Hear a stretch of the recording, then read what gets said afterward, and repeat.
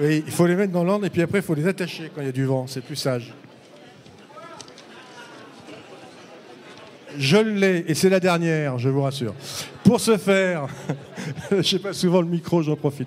Pour ce faire, de nombreuses innovations technologiques vont être mises en œuvre, tant au niveau de la structure, par la mise en place d'une dalle active, que de la conception de la façade légère à ossature bois et triple vitrage.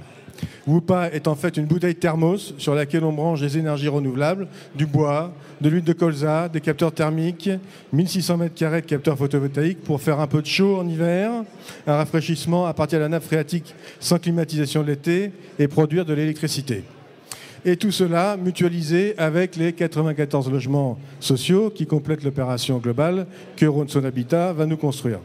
Je tiens au passage, du reste, à saluer les efforts réalisés par la maîtrise d'œuvre, les architectes en tandem Thomas Rao à Amsterdam et So à Lyon, associés à Quadriplus Group pour l'ingénierie, et le mandataire du groupement d'entreprise qui est GFC pour nous garantir cette performance au stade de la construction.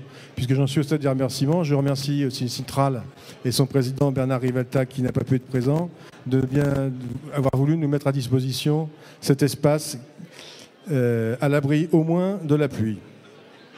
Mais ce niveau de performance ne peut être atteint sans une réelle implication des occupants. C'est tout l'enjeu pour nous de travailler à développer dans nos coopératives la notion d'éco-responsabilité individuelle afin de transformer cet effort collectif. De l'usage massif des transports en commun jusqu'au pilotage par entreprise des consommations énergétiques, les pistes sont nombreuses. Nous avons donc mis dans ce projet Woopa énormément d'ambition et de volonté. Nous espérons que notre construction donnera le là de ce qui pourrait être demain l'écoquartier du Carré de Soie, synonyme d'exemplarité sur les plans environnemental, économique et social.